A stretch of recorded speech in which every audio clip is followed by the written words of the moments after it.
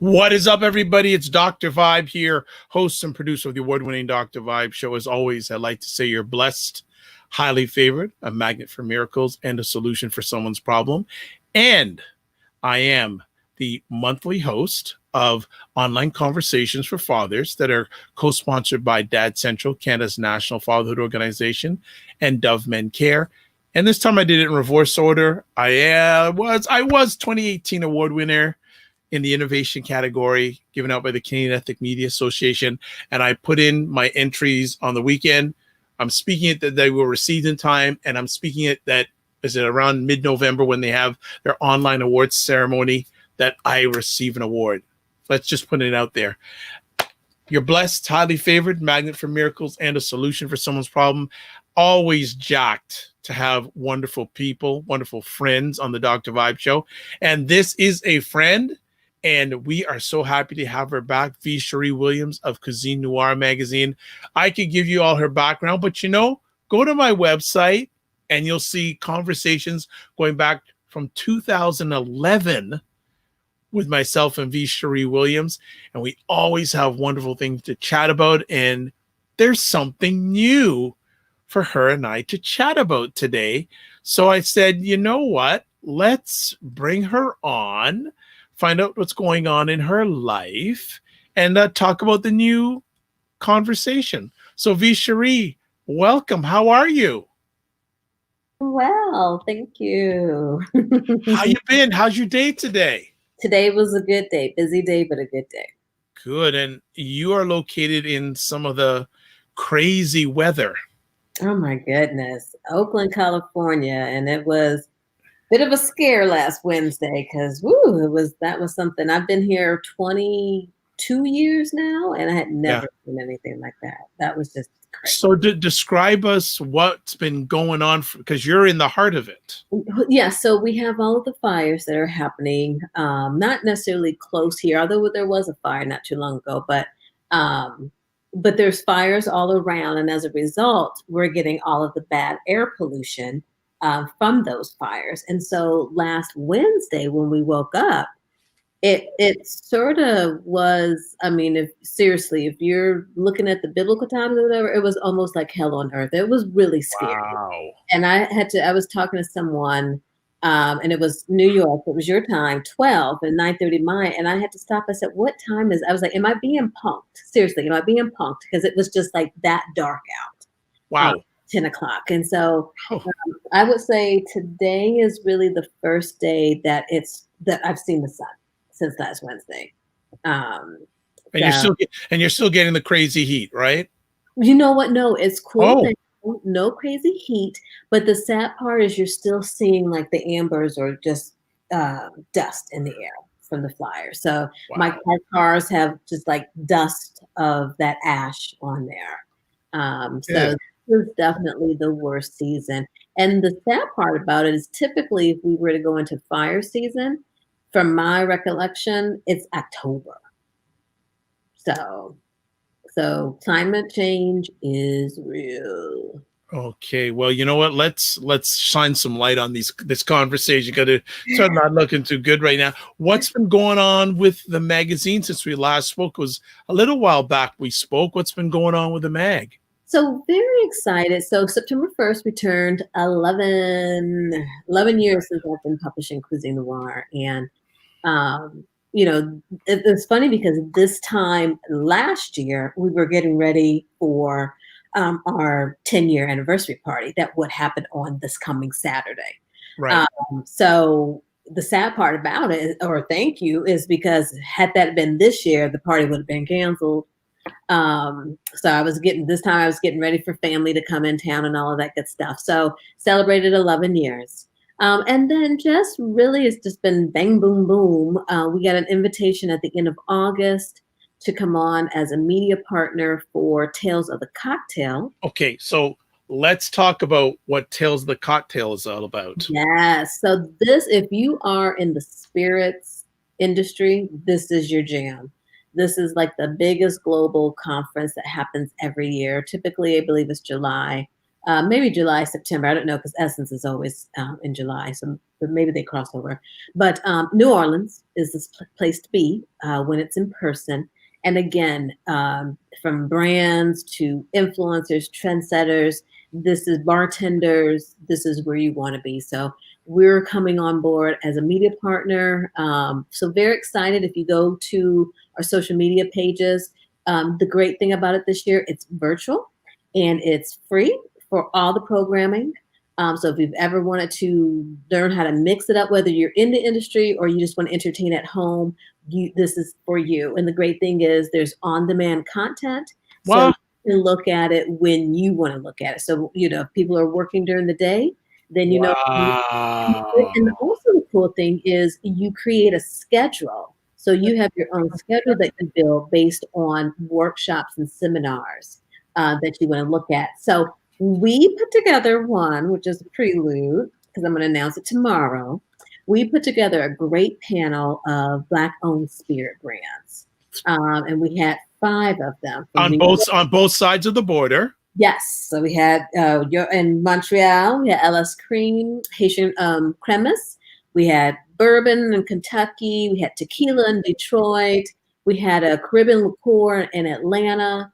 And we have gin and vodka up in New York. So we just talked to the brands about what is it like, being in the industry? How did you get in the industry? And then, of course, the good, the bad, and the ugly, which is what we talk about on Behind the Business. So that was a lot of fun. She And stole my thunder. That's what we're gonna announce, but we'll get to it more in a second. But yeah. now, was that something you were pursuing, that opportunity with that event, or did they approach you? How did that collaboration happen? Yeah, so there was a wonderful woman in New York who's doing the PR, reached out to us because, again, diversity and inclusion is really on the top of the list of so many organizations, and Tails has been doing an effort for a couple of years now. Yep. And so she knew of us, looked at our content, knew that we were really the only magazine in this space that was really having these conversations and telling these stories. And so she invited us to come along. And so we were just thankful. Oh, and then the other piece, which is going to be like bananas, is we teamed up with DJ D Wills, female DJ out of Atlanta, with Caribbean Smooth, who is one of our Black-owned spirit brands. And we did we call it a happy hour, but it's really a happy half an hour. Yeah. This mix that she put together is the bomb. So it's like next Tuesday, 8:00 your time. Get your cocktail. Get about to go on. So if I can make it happen, we're gonna broadcast it on Instagram Live. So and play the mix because it's bad. Okay. All right. So lots of things going on. Lots of things going on. So I'm gonna look at this, and I don't think we chatted about this the last time we were having a conversation. Our brands, businesses that you come in communication with, are they upping their online game? Yes, especially in the wine industry. I think a lot of them were focusing a lot on brick and mortar and not necessarily online. So I know when we were talking to some of the wineries, they were like, this was that time of, let me get that paperwork in. I was dragging on the paperwork now, let me do it. But definitely we were talking to Nayana Ferguson, who has Akil Tequilas. And, she said things are going very well for her in terms of sales. Wow. Yes. So I think people need to continue to push online, even when we create a new normal, because as everyone says, and I was talking to someone who we were hoping to have on here, at first when this was starting, everyone's like, what's the new normal? What's the new normal? I was like, no, I want to go back to normal. But I think he was right. We don't want to go back to how it was, of the oppression and the lack of diversity and this and that. We do want to create a new normal. And so as we do that, brands need to look at keeping that online presence, because a lot of people, around the world or around the country, they're not going to be able to come to the brick and mortar. So now that we found you, and keep them and make sure that presence keeps going. So definitely. Nice. Well, let's get back to the bomb the secret you just revealed. a few moments ago. So you had a dream to do some stuff on a regular basis, and I guess live or podcast wise. And we had a conversation like we having more and more these days. Mhm. And that, so we've come up with this creation called Cuisine Noir magazine, behind the business, Yes. behind business or behind the business, Behind the the business, good, yes. the bad, and the ugly. Mhm. So when did this thought process start? How long ago did it start? So 2015 maybe, because I did a conference. Okay, I launched the blog. I got to go back to like the first posting, but I created a blog around this because what was happening was I was getting certain opportunities that I weren't necessarily putting in the magazine, but I would have a blog similar to like our consumer blog that has like sweepstakes and events and a lot of other stuff on there. So I created this, but then also just seeing a need that as we're talking to business owners, there was so many things that, resources, tools, information that we wanted to make sure that they have.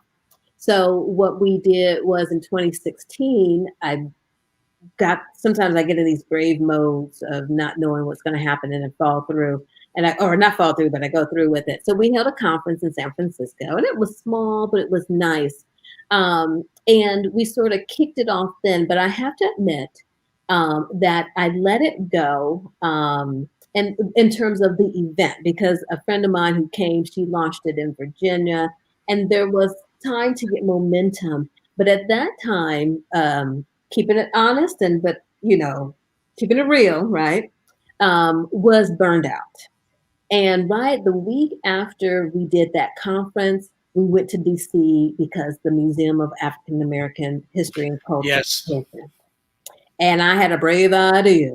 Another one. An event in DC because of our cover being in the museum on the fourth floor. Right. So what's to say, Dr. Vibe? When I came back from DC, kid done. So long story short, continued to update the blog. But then this year, after the pandemic started happening, just then me want to rebirth it again, because now there's grants, all of these tools and resources and really building this community. And so really relaunching it. So we're going to be in the mix of, if you go to it now, behindthebusinessblog.com, you'll see the look, but in a couple of months, it's going to look different. And we have a newsletter that started going out in July. So it'll go out again this Friday. And so it just, it's sort of a industry insider for food is what I want to say it is. I like that, industry insider. I like that. Mm-hmm. I like that. So what's your vision for this craziness that you and I are going to do monthly? This whole time has been a lot of pivots. And as you know, we'll be announcing a big pivot most likely in November.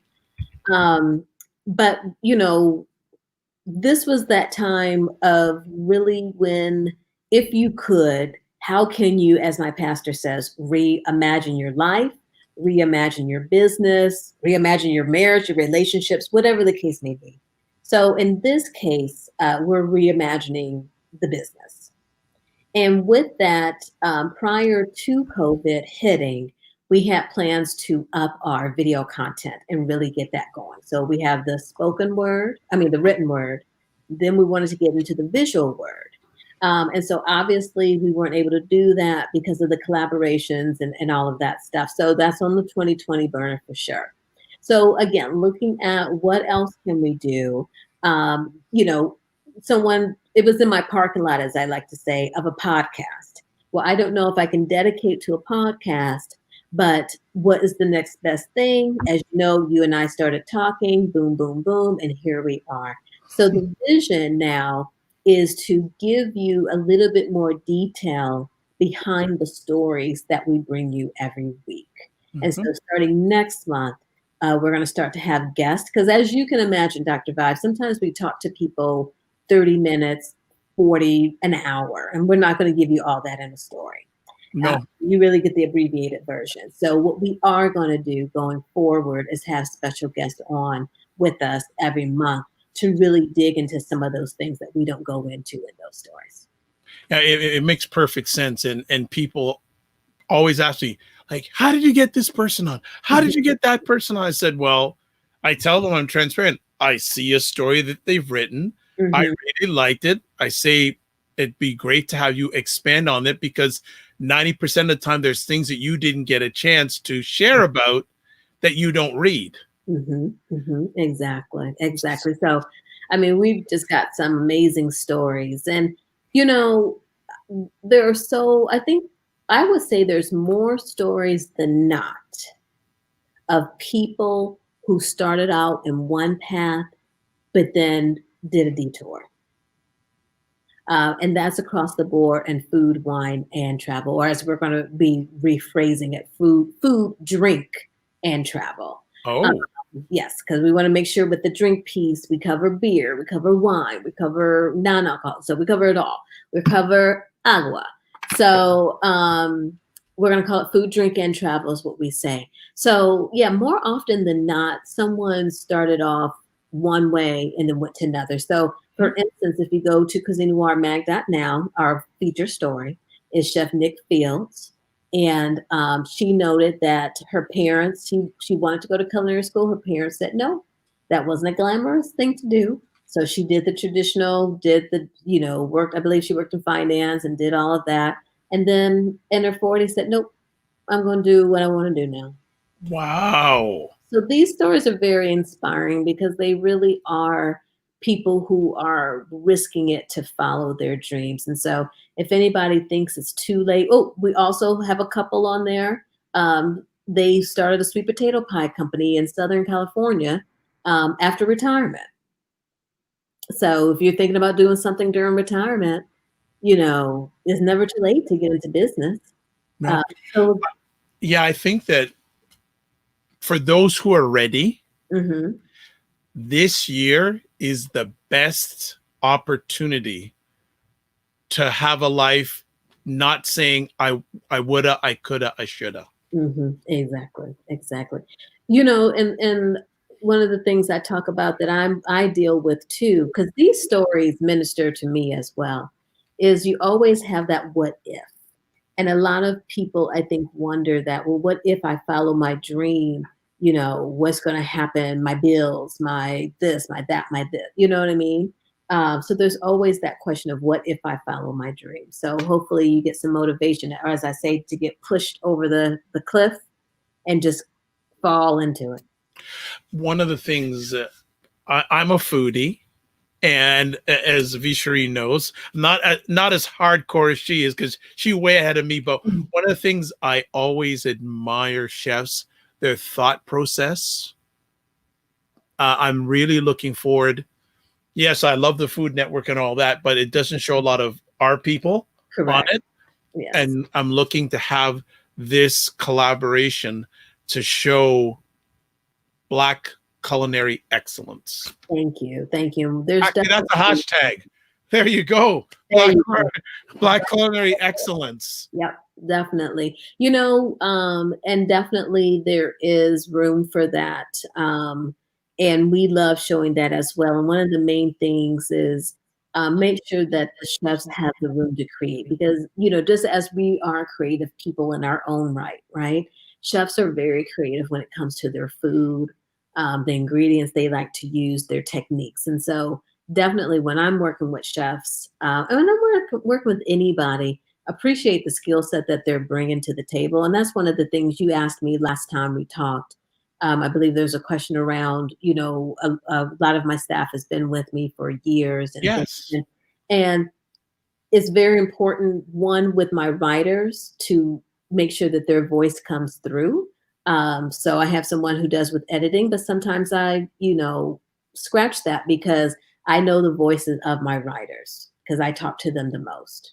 And so the same with chefs. For instance, I was working on something and the chef wanted to do one thing for this partnership we were doing, and the brand wanted to do another thing. And he was like, so I'm like, okay, how can I make these two happy? You know what I mean? I need him to be able to create what he wants to create, but we also got to create and make the client happy. And so that is very important there of managing that too, because you don't want to stifle the chef's creativity. No. You don't. No, that's not a good thing. It's not a good thing at all. Yeah, I'm excited about this because, like I said, I always find chefs one of the most fascinating professions. Yeah. The mindset, the creativity, and every chef has at least two good stories. Yeah. One of my favorite stories that we just did with Chef Omar, and he's if you go to Cuisine Noir under food and drink. So Chef Omar is from Senegalese, and okay, so I could tell you a wild story, but maybe this is not the broadcast for this. But It's up anyway, to you. long story short, we have these things in Oakland called First Fridays when we used to. So First Fridays is when everybody would hang out downtown. You're in the streets. You're doing, there's street vendors and performances and stuff. So me and someone were hanging out late, and he's like, "Let's go to this place." Now I had driven by this place, but I had never been in it. So we go in, and it's Brazilian night, and there's a Brazilian band, and I mean, and if you were Brazilian, this is the place to be because there's not really a lot of places in the Bay Area that do Brazilian night. Right. So, I mean, this place was jumping, and Brazil is one of my favorite places. So then I see that the chef is Senegalese. I'm like, whoa. So he was on my radar. So then we did a couple of stories. And so we finally got to feature him, and I got to meet him and taste his food. So born in Senegal, went to Argentina for a soccer exchange program to play soccer. Okay. Got injured. Ouch. Meanwhile, so let me back up. When he was at home, his mom was teaching him to cook and said, "You never know, you may need this one day." He got injured in Argentina. What did he do? Plan B. He went to culinary school, opened up a restaurant in Argentina. Then from there, went to Brazil, opened up another spot in Brazil. And then from Brazil came to Oakland. I said, "Oakland, how'd you get to Oakland from Brazil?" He was like, "I really want to be around the best of the best." And he heard about our culinary scene here. So again, so in his restaurant, he does empanadas that were so good. Try eating 4 in a weekend. Oh, and then he has dibi, which is the Senegalese. It's really good. It's like meat. I had chicken, but you can have lamb, and it's tossed in onions and a mustard sauce. Really plantains. He had collard greens. So in Oakland, check out the Demel, Chef Omar, on Broadway. So, stories like that is like, wow, here you are starting off to play soccer, and then boom, look at you now. It sounds like you already in your mind have a guest and each month for like the next, with as many people you have featured and met, this could be like years. It really could. And one person I can't wait to get on the show, who's on there, and I won't give, is just the story I'm intrigued was with my friend Tonya of Tonita's Kitchen, and just the mystery around her father, who never shared that he was Cuban. Why? We don't know. He never shared that he was Cuban. She's grown up in San Francisco. I mean, neighbors would say, your father's Cuban. He speaks Spanish. Yeah. But the father never shared anything. And so it all started coming about. So he passed when she was 13. At 17, Celia Cruz was in San Francisco. So a friend was like, well, why don't you wear the Cuban slash and represent your father? And she's like, huh? And so she's like, I put it on and I got into the concert for free, but I never thought about anything. And then as she started making the sauce, things started coming up. And so they went to Cuba. And there was one of those, I don't know what you want to call them, spirit reader, whatever, and said, yeah, he was here. The grandfather, he was here. Wow. And if you bring me a picture, I can tell you what happened. Okay. But they haven't been able to go back and find him. So, stories it's like, wow. But that story started emerging from just making a sauce that she wanted to make enchiladas.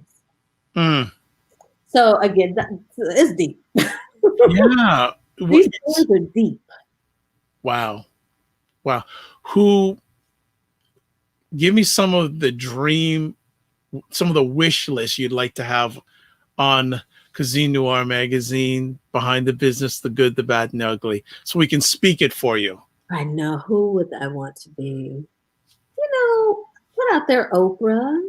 She has her food line, Weight Watchers. I'll put that out there, my fellow Aquarian. Put that out there for sure. We had Dr. Maya Angelou back 2010.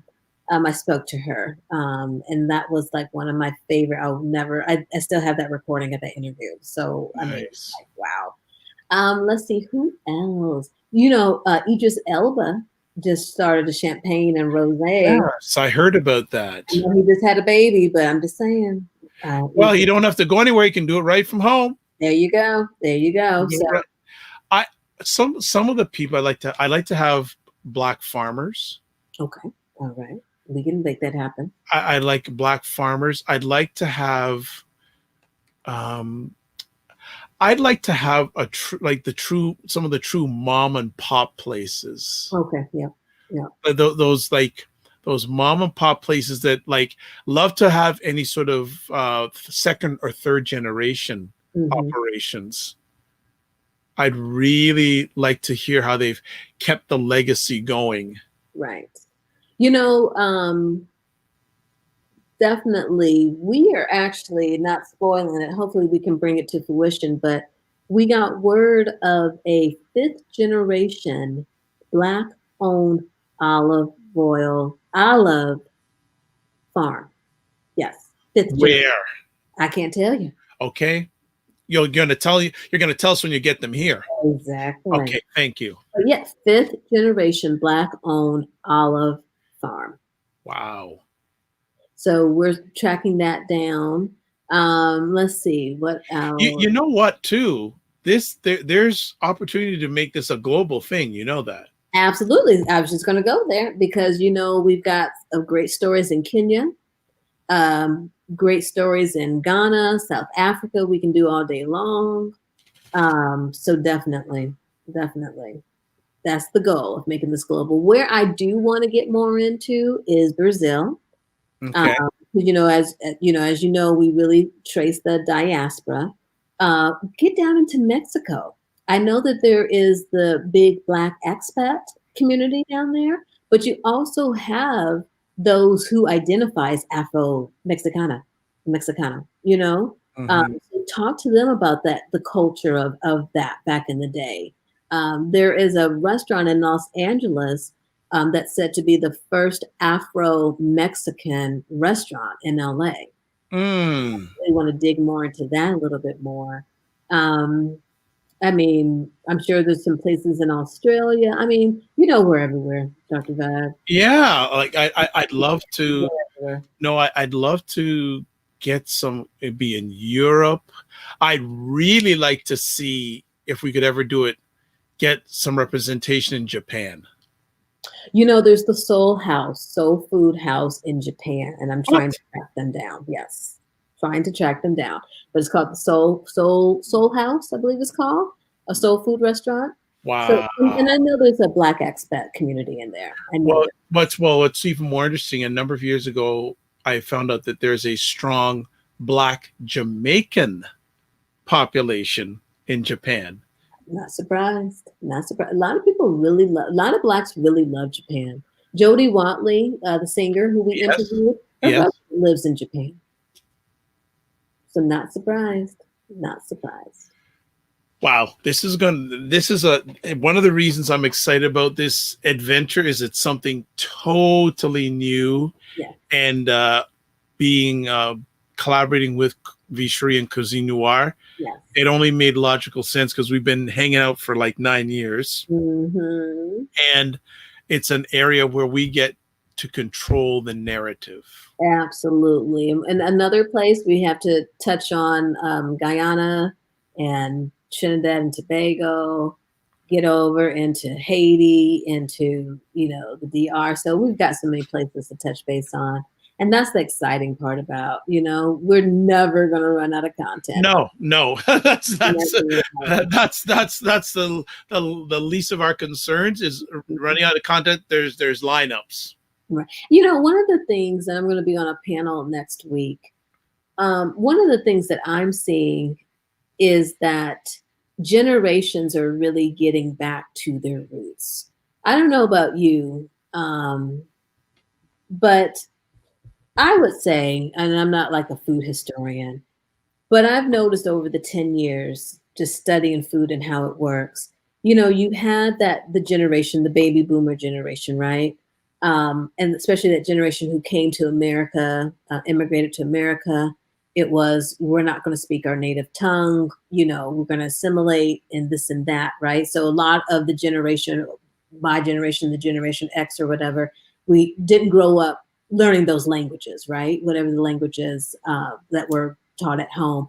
For instance, another story, my friend Paula, who has a wine line, her mom is Panamanian. She didn't teach the kids Spanish because she said that when she came over here, people said, why do you talk like that? Your accent's too thick. So she didn't want her kids to go through that. And so she never taught them Spanish. Whoa. So, but now we're seeing just that being proud of who you are, being proud of your culture, you know what I mean? And it's not about assimilation anymore. It's about we're gonna all blend in, Right. be blending in. And so you're definitely seeing that now. But her story is not uncommon at all. Not uncommon at all. Nice. Are people starting to come back to restaurants? You're hearing yes, no, or It was funny. I was watching the news in California. I think people are still not ready. You see, and I think it's generational too. You see on the news, and it's mainly, I'm not trying to say anything, but it's mainly the more the younger generation, quite honestly. But then there's some bars and things you see, but I'm not seeing, I think for the most part, people are really being really cautious.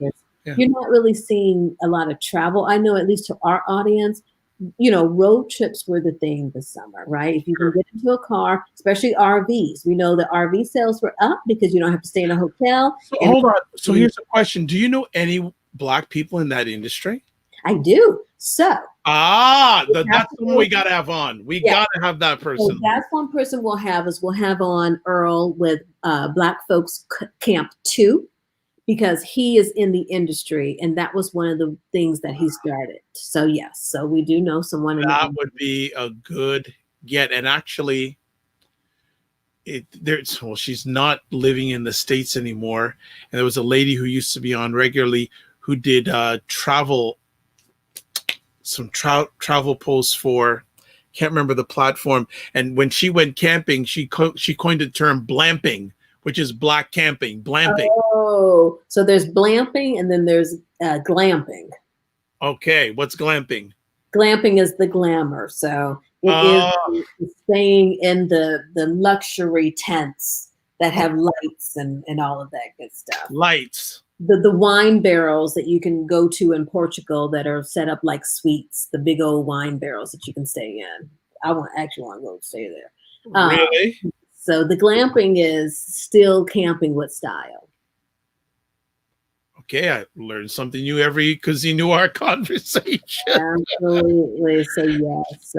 So we always want to find out what's going on the ground. Are there, even though I know business isn't what it is, what are the hot food? Are there wine? We won't talk about travel, but I know the last time you were on, you said wine sales seem to be going up because obviously people are indoors now.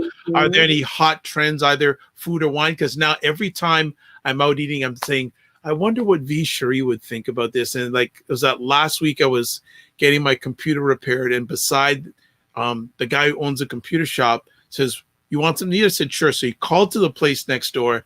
Gentleman brought a shawarma. Okay. Oh my, like I don't know what the bread was, but the bread was, it was panini bread or something, and it had the grill marks in it. Yes. And it was, I mean, tightly packed with chicken and vegetables. And I said, that is one of the best shawarmas I've ever had. Like, I had it and I said, where's the bed? Yes. Exactly. Exactly. You know, it's funny. I think the pandemic has really taken over. Like last year, I remember it was like rose, right? But this year, I really haven't heard. I think it was more about let's just survive the industry through COVID. That I don't think there was a grape or a style that really emerged this year. Really, not that I can recall. I also want to ask, I know you have a great community. It would be interesting, if possible, to get someone who's Black, who's in the retail Okay. side of the industry. Because I remember a number of years ago, I was watching a report, and maybe it's still true or not, that Costco is the biggest wine seller in, if not the world, America for sure. Costco's huge. Costco's huge. They buy tons and tons of wines for sure. Like that fascinated me, and I said I'd love to find out their process and like how they market it, all that stuff. It was a CNBC special about Costco, and a slice of it was about the wine, and I just went, what? Yep, definitely. You know, you've got to have the volume to go into there because that obviously that is huge opportunity. So you got to make sure you're producing to do that. The other ones that are coming up behind, you know, Target has revamped their whole wine and liquor section. So you have to understand, up here, Costco does not sell wine in their stores because the wine, well, up until recently, the majority of wine and liquor sales were done through government run retailers. Yeah, really now there are selected retailers now that can sell beer and wine, but it's not en masse like it is in the United States. It's totally different. What about the grocery store? Can you buy it at the grocery store? Some, but and again, they don't have extensive lines in the grocery stores. But it's limited, like that. So you have to like Wino City down here, huh? Like so like if Costco ever started selling wine up here, oh my goodness, it would be like, but it would drive the government retail stores out of business, right? So the government has to make their money from taxes, from alcohol and all that. So it'd be hard for them to, but there is talk about privatizing them. It's always on and off, but right now it's not enough privatization. So but I'd be really fascinated if we could get an industry representative from anywhere from travel, food, drink. I'd love to get how they're managing their side of their business during these times. Definitely, that we can make that happen. We can definitely make that happen. So. Wow, V. Cherie, you man, ask and I receive. You know, it's. Like I said, you know, we do our research, and anyone can do the research. You just got to know what you're looking for and how to find it. You know what I mean? And so, like I was saying, prior to all of the hoopla that started after, unfortunately, after George Floyd's death, no one has been a secret. You know, all of a sudden, people are just now consciously trying to seek out Black owned this and Black owned that, when we've always been here all along, you know, doing this. So what's the best, most recent meal that you've had? You know what? I'll be honest with you. I have not really had anything that overly fantastic. I mean, it's been good, but because, you know, not necessarily eating out in restaurants and things and going to different events, you know, it's just my regular Thai food, my regular Italian, my regular barbecue. So I won't lie and sit here and say that I've had something wonderful and new, because I haven't in 6 months. 7, wherever we're at. So you mentioned that. So look, I'm making my wish list: Blacks and barbecue. Okay.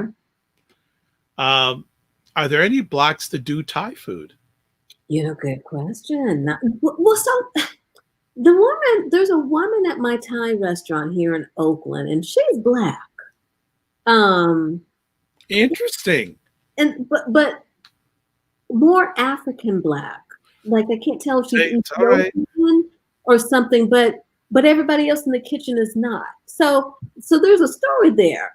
Yeah. That's so. But other Okay. than that, but I'll say this to say, I'm sure there is. Whether they're working in the back of the restaurant or something, are they in like a not a fine dining, but a regular restaurant where they're actually presenting the food? I'm not sure. But wouldn't be surprised when we come across somebody. Yeah. Oh, you know what? Is it Kevin Bledsoe? The Is name sounds familiar. He's Yeah, a like he's a barbecue guy. He's a barbecue guy, like known for he's Bledsoe or Bloodsoe. I don't know if I have the name correct, but I've seen him on like Food Network, and he's a very well renowned barbecue. And I've seen him on some. Is he the rocket scientist? No, he's a barbecue guy. Let me just Hmm.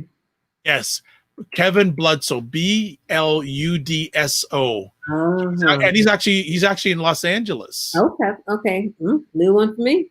Yeah, Bloodsoul's barbecue, like Mm. very well. His roots are in Compton, but he earned his barbecue chops in Corsicana, Texas. Nice. Okay, I'm going to check him out because I'm thinking about definitely doing a road trip to LA later on this fall. So, Yeah, Kevin Bludso, but barbecue. I really like to see blacks in these industries like when I guess in areas where people don't expect us to be in.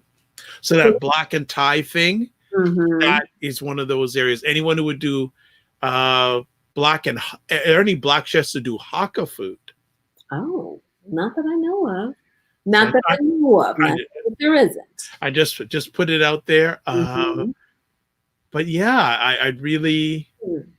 I'd really, yeah, I'm like my mind is percolating about different opportunities Yes. with this, like global, all around, all this stuff. I am so excited because even some of the names you shared with me via email, oh, I've already looked them up and going, yes, yes. And the thing is too, which I love is again, they're stories from the diaspora, but they're not like they're so different. No. It's like the challenges are the same, whether it's funding or, time Oh, or whatever. why? And we okay? Representing Canada, we have to get Chef Latoya on Okay. Yep. I remember Chef Latoya. I was because looking for a I previous issue. And I was yeah, like, oh, because she's actually almost like at least 3 or 4 days a week on her Instagram. She has her menu, okay. and oh, I have to get out there. I haven't done it yet, and I have no excuse because she lives like maybe 5 minutes drive from my parents. So I think this is the weekend. Mm-hmm. Yes, I'm gonna go check out Chef Mm-hmm. Latoya's menu and just go yes. But speaking of barbecue, I am going to Matt Horn's. We're going to be featuring him next week. Oh, Going to his new barbecue spot next Thursday. So I'm looking forward to that. So, and brisket. I love brisket. So he's like a master brisket maker. So that I'm looking forward to. So ask me next month what I have. yes. Well, like for me, beef ribs. Oh, beef versus pork. Okay. Are Yeah, they beautiful. Like many years ago, haven't spoken with him for many years, but Chef Anthony Mayer. Oh, remember him. Mm-hmm. Yes, he was opening up a spot in the west end of Toronto, and I was helping him with the construction of the restaurant. Mm-hmm. And one day I was just tired and just couldn't. And he said, "Vibe, sit down." So I sat down and just like this, and about 10 minutes in, he brings out this tub of beef ribs. Wow. One of the best and one of the messiest eating sessions I've ever had, but I will never forget those beef ribs. Now everybody else who comes up after him has got some competition, huh? They got to really come with it. Those just like that shawarma I had the other day. Like, and it was so nice because when you edit it, when I ate it, it didn't fall apart. It was tight. Mm-hmm. We had a good one. So my sister and I went to Miami in February. That was the last shebang of the food festivals. I'm like, we got it in. And so we went to the South Beach Food and Wine, and one evening we had shawarma just sitting out there. minding the beach, just, taking in the humidity and enjoying Oh, the well, food. see, it's another. Do you know anyone any black chefs that do in Philadelphia Philly cheesesteak? Oh, I'm sure. Oh, get this. We're interviewing a black woman who does tamales. Come on, Tamales. come on. Mm-hmm. I'm jealous. Tamales, yes. Oh, but Philly I, cheesesteak. The best. I don't eat it a lot, but it's a treat. Yes, definitely. Vishri, I got to be honest. Have you ever encountered? You probably have black pizza houses. Yes, there is a group in Atlanta. And they're out of Tennessee, Skippy's or something, something. So yes, there is black pizza houses. Definitely there's a brand out of Tennessee, and I believe they opened one in Atlanta. Wow, Mhm. I'm throwing things out, and she's just catching them and throwing them back. It's like I can't phase you. You know them all. I'm like the Oracle. Yeah, I love that. I'm gonna call you that going forward. Hello, Oracle. I'm here to see what's going on around food, drink, and travel. I like the new tagline. Now, I don't know if you want to talk about it, but I see a new hashtag. TOTC. Oh, Do you want to talk about that? that's Tales of Cocktail. Oh, That's Tales of I didn't know. I gotta ask. Nope, Tales of the Cocktail. Mm-hmm. So, So, speaking of that, just a reminder, go to our page, click on the link, register for free, and build that content. And look for our Behind the Business, a discussion with Black-owned spirit brands. Make sure that you guys sign up to watch that because we want to have a bang out session view so that we get invited back next year. well, if there's any way I can promote it on the Dr. Vibe show site, Absolutely. we can bang that out because want the representation because we need to be there. Yes, we do. And it's complimentary. I mean, these events, if people go to conferences, you're looking at over $200 a night for the hotel. Then you've got to pay for the registration, that's 400 up. And then you got to eat the time that you're there. Oh, and you got to get there. So, this is content that's saving you thousands of dollars. So this is the thing I'm just going to share with people again. We are in a window of opportunity here. I know many people will consider this a crisis, but again, I say it a lot that Robert Smith, richest black person in America, I remember watching him a few months ago. He said, don't waste this crisis. Mm-hmm. What sort of tools, what sort of webinars, what sort of live events can you attend to build yourself up to be better? Or as my great comrade, Dr. Thatcher say, be more how are you going to be better, smarter, more productive? This is a great window of opportunity. I'm not bragging, but I've been blessed to learn a lot of things over the last few months. Like in the last week, I've been able to educate myself on a totally new video editing platform. Nice. And also the collaboration with the production of this epic conversation, this event with BIA Media. That happened this year. So take advantage, especially in the food industry. Look at collaboration, especially right now. Yes. And getting those skills to grow businesses, because a lot of companies are offering, again, they want to see businesses, restaurants survive. So when they're offering conferences and things, take advantage of those workshops. Yeah, because right now, okay, I'm not a restaurateur. I know a little bit about business. Look at sustainability. Right. Look at collaboration. Look at, can you partner, whether it's with a brand or maybe do a co-promotion with another business? Mm-hmm. Look, most of us are hurting right now. Let's be just totally honest. So if we help each other out, isn't that what we were designed to do? Absolutely. I'm not saying, I'm just saying. And collect data.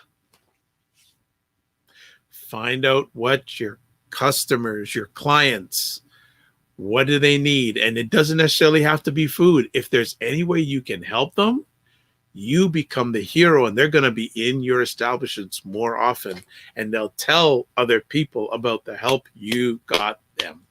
And I think the main thing too is just trying to build genuine partnerships. Yeah. Based on solid relationships. Right. Building up the relationships. That's relationships leads to the partnerships. If you create that foundation of relationship, like again, that gentleman who gave me shawarma, a nice guy and all that. The food was secondary. He was a good guy. Like, and it's in my, like it was a week ago and I'm still thinking about it. Wow. So you know that I'm going to be going back there real soon. And I say, just give it to me again. Just make me close my eyes and just put it in front of me and let me have that visualization, that feeling of having that great food experience. So looking forward to it. But I mean, to your point, I've really, was really running for 10 years in terms of growing the business, doing things right, doing things wrong. And when I say doing things wrong, was really self-care, pushing that to the side, getting off balance with work life. And so one of the things that I've really done for 2020 is welcome the slowdown to really, because I mean, I probably would have been to like 20 events by now, between dinners and tastings and various things. And so it's nice to not have to be somewhere. Yes. You're not on tour. Yes. I'm just like, slow down. So I didn't expect it to last this long, but it's all good. Well, on that, we will end the conversation, folks. So get ready for it once a month, at least once a month. And depending on V. Cherie and her community's schedules, we're going to start with once a month and we see how it goes. And we want to get your input. And if there's, we'll put it out there. If there's any food people, travel people, or drink people that you feel we should highlight, yes, contact Sherry V. Cherie at her magazine or contact me at my website. We would love to showcase them. Especially anyone that we feature online. You want to definitely hear them expand their story. Would love to, because I'm sure they'll be more than welcome to come on. Absolutely, because there are times when V. Cherie says, I need this type of person. And most of the time I come through. Actually, the most recent time, at first it didn't come through, but then it did come through, and it turned out to be an incredible experience for V. Cherie and the brand. So that makes me very happy. Awesome. Anything else you want to share? People, I don't think you even need to give contact information because we've been scrolling the website at the bottom, so it's all spoken for. So folks, get ready for it. And there it is. There's the website address right at the bottom. So it's all there. Get ready. Definitely within the next month or so, we're going to be coming at you with another great conversation. So from V. Cherie and myself, we have Cuisine Noir magazine, Behind the Business, the good, the bad, and the ugly. I am Dr. Vibe, host and producer of the award-winning Dr. Vibe Show, the home of epic conversations. I'm the host of Epic Conversations too, and 2018 award winner in the innovation category given out by the Canadian Ethnic Media Association. If you want to touch base with me, my website is drvibeshow.com. I'd like to thank everyone who watches live and on the replay. And as always, I end these conversations with, live your life as a dream. If you can dream it, you can make it. Sometimes you have to get smaller to get stronger. Block assumptions, then aim bigger, aim better, aim higher, and wider. Thank you so much to BIA Media for another epic conversation.